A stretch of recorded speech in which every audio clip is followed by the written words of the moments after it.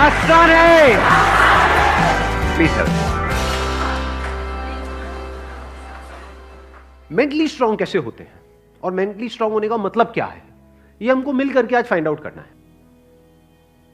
पहले ये देखना है कि फिजिकली स्ट्रांग होने का मतलब क्या। सर फिजिकली स्ट्रांग को कह सकते हैं कि जिसके पास स्ट्रेंथ, स्टैमिना और एंड्योरेंस तीनों हो तो उसे फिजिकली फिट कह। Excellent point, let's give big hand for him.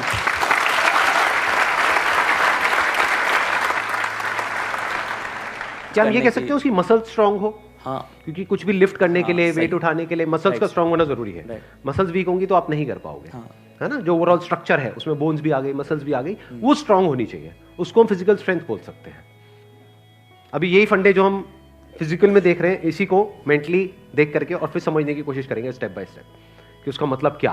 कि फिजिकल स्टेमिना तो हमको समझ आता है कि फिजिकली हम जल्दी ना थके। कोई बंदा है उसने थोड़ा बहुत काम किया एकदम से थक गया तो इसका मतलब फिजिकली स्ट्रांग नहीं है।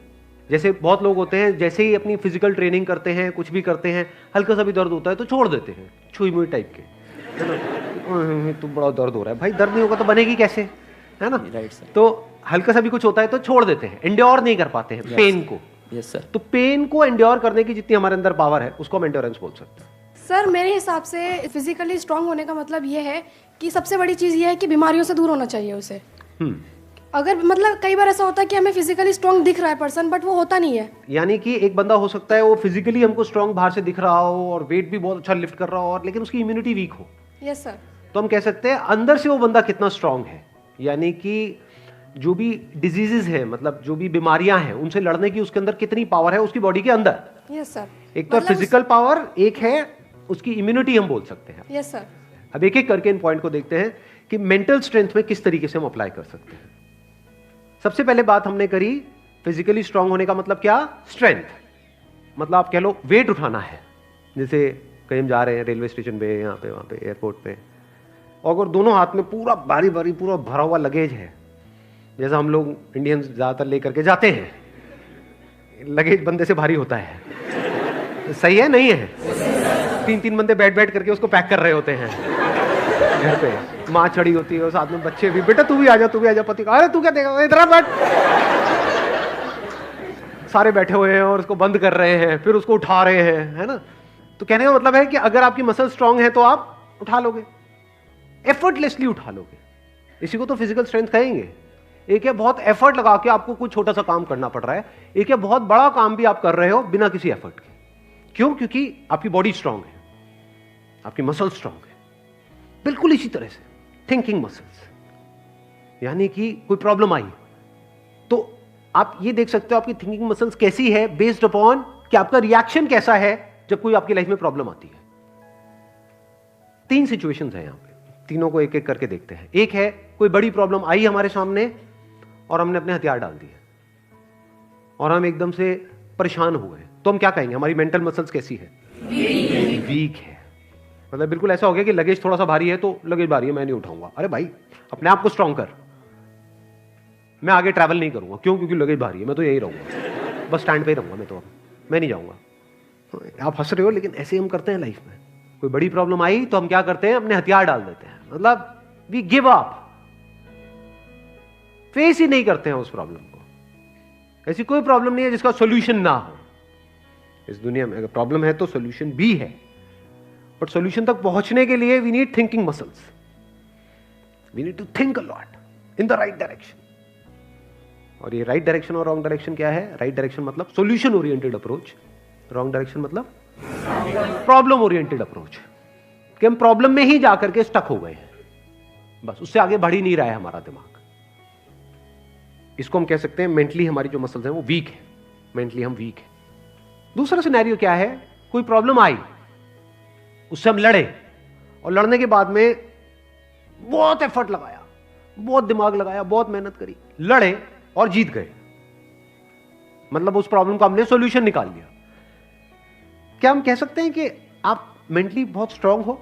No. Why?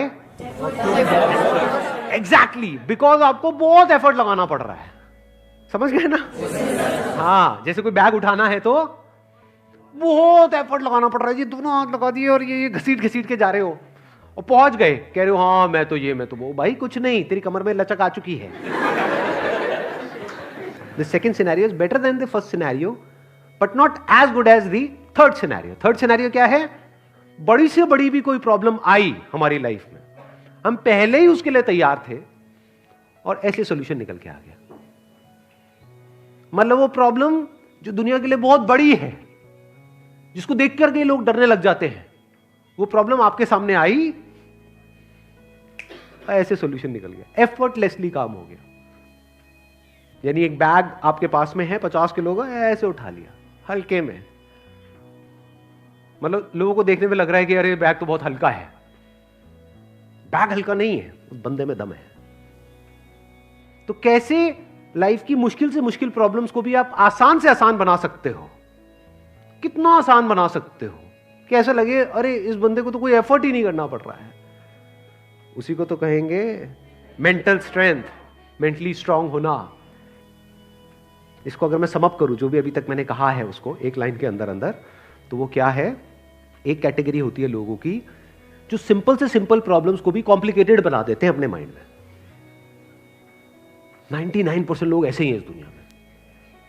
Simple C problem है, कुछ भी नहीं, उसको भी इतना कॉम्प्लिकेटेड किया हुआ है जैसे पता नहीं क्या हो गया, हवा बना दिया है पूरा का पूरा। और दूसरी कैटेगरी होती है लोगों की, ऐसे बहुत कम लोग होते हैं, वही होते हैं जिन्होंने एक्चुअल में काम किया होता है अपनी मेंटल मसल्स के ऊपर। वो कौन होते हैं? जो कॉम्प्लिकेटेड से कॉम्प्लिकेटेड प्रॉब्लम्स होती हैं उनके सामने, जिसको देख करके ही बंदा कहे अरे यार ये तो बहुत कॉम्प्लिकेटेड है, उसको भी सिंपल बना देते हैं। जैसे फॉर एग्जांपल आपकी कोई रिलेशनशिप है किसी के साथ में और वहां पे बहुत क्लैशेस चल रहे हैं, बहुत मेजर कुछ इश्यूज हो रहे हैं। एक तो ये आपस में हम लड़ते मरते रहे कुत्ते बिल्ली की तरह, जैसे ज्यादातर घरों में होता है। उसका कोई सोल्यूशन निकल पाएगा कभी भी? नहीं। तो हमें क्या करना होगा? समझना होगा इस रिलेशनशिप में प्रॉब्लम है क्या। अज्यूम नहीं करना है पहले से कि प्रॉब्लम उसमें है या प्रॉब्लम मुझ में ही है। ये भी एक विक्टिम मेंटालिटी होती है, मेरे में ही कमी है, वो तो सब सही है बस मेरे में ही कमी है जी। ये भी बड़ी गंदी मेंटालिटी होती है, विक्टिम मेंटालिटी। या फिर तुझ में प्रॉब्लम है, मैं सही हूं तू गलत है। तो पर्सन को ना देखा जाए कि वो या वो, प्रॉब्लम को समझा जाए।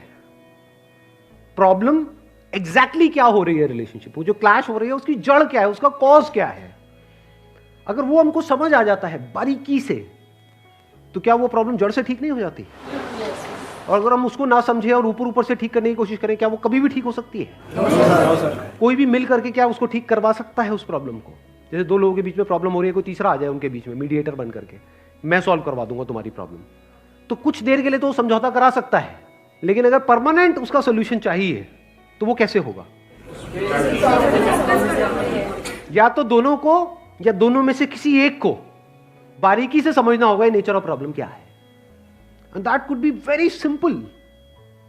समझ गए? मतलब लगता क्या है, ये स्पेशली जो रिलेशनशिप्स की जो प्रॉब्लम्स होती है वो बहुत ही कॉम्प्लिकेटेड होती है, एक्सट्रीमली कॉम्प्लिकेटेड। समझ ही नहीं आ रहा था क्या करें क्या ना करें। कई बार होता है कि बहुत ही सिंपल होता है उसका सोल्यूशन। अगर मान लो मेरी किसी के साथ में रिलेशनशिप है, उसमें कोई प्रॉब्लम हो रही है, तो उसको बारीकी से ऑब्जर्व किया, अच्छा प्रॉब्लम हो क्यों रही है और इतनी बड़ी प्रॉब्लम क्यों हो रही है, उसकी जड़ क्या है। तो जब जड़ तक गया तो मैंने देखा कि अच्छा मैं कुछ इस तरह से बोलता हूं जहां से पूरा खेल शुरू होता है। अगर मैं ये ना बोलूं तो, और इसकी जगह ये बोल दूं तो, क्या खेल अलग डायरेक्शन में नहीं चला जाएगा? दोनों का अंडरस्टैंडिंग होना बहुत जरूरी है। आप कह रहे हो दोनों की अंडरस्टैंडिंग होना बहुत जरूरी है। हाँ जी सर। ध्यान से समझना, अब ये प्रॉब्लम ओरिएंटेड अप्रोच है, सॉल्यूशन ओरिएंटेड अप्रोच है? ये प्रॉब्लम ओरिएंटेड अप्रोच है जिसका कोई दुनिया में सॉल्यूशन नहीं है। ये बिल्कुल ऐसा है कि सरकार को तो अपना काम अच्छे से करना चाहिए। ये जो चाहिए है ना, ये हम इंडियंस की नस नस में दौड़ रहा है। सड़कों पे सबको अपनी गाड़ी ढंग से चलानी चाहिए, रेड लाइट पे सबको रुकना चाहिए, ये होना चाहिए, वो होना चाहिए, यहाँ पे सफाई होनी चाहिए, दोनों को एक दूसरे को समझना चाहिए, जो कभी नहीं होगा। तो क्या हो सकता है, इसका सोल्यूशन क्या है? ये हो गई प्रॉब्लम ओरिएंटेड थिंकिंग कि हमारी लड़ाई की जड़ क्या है, मैं तो उसको समझता हूं, वो मुझे नहीं समझती। समझ गए ना? आ गई ना प्रॉब्लम। जबकि सोल्यूशन क्या है? मुझे ही समझना है, खत्म।